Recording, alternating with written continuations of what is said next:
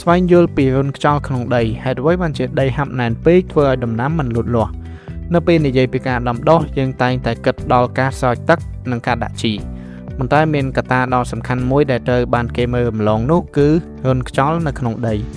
អ្នកជំនាញកសិកម្មបានព្រមានថាបញ្ហាដីហាប់ណែនគឺជាឃាតករលាក់មុខដែលធ្វើឲ្យទិន្នផលដំណាំធ្លាក់ចុះយ៉ាងស្ងៀមស្ងាត់តាមពិតទៅដីដែលមានសុខភាពល្អត្រូវមានលំហទទេឬរុនខ្យល់រហូតដល់ 50% រុនតូចៗជួយស្តុកទឹកទុកនិងសំណើមហើយរុនធំជួយនាំយកអុកស៊ីហ្សែនឲ្យឫសដកដង្ហើមប៉ុន្តែនៅពេលយើងប្រើប្រាស់គ្រឿងចាក់ធ្ងន់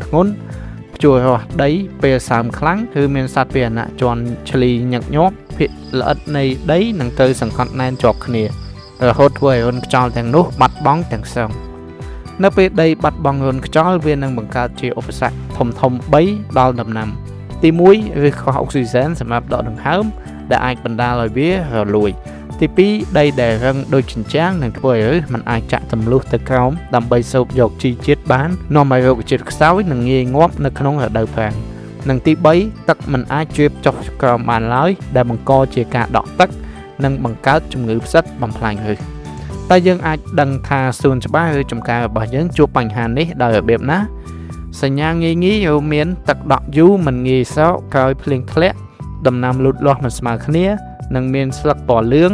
ដីស្ងួតឡើងរឹងដូចថ្មនិងបែកក្រហែងហើយនៅពេលយើងដកដំណាំមកពិនិត្យឃើញមានឫសវាកោងឬរីកដុះនៅស្រទាប់ខាងលើដើម្បីសង្គ្រោះដីឡើងវិញសូមជៀសវាងការធ្វើដីពេលសើមខ្លាំងបន្ថែមជីកំប៉ុស្តដើម្បីបង្កើនរចនាសម្ព័ន្ធដី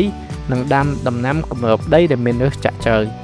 ចងចាំថាដីធូរមានខ្យល់ដកដង្ហើមគឺជាគន្លឹះឆ្ពោះទៅរកភាពជោគជ័យនៃកសិកម្មរបស់អ្នក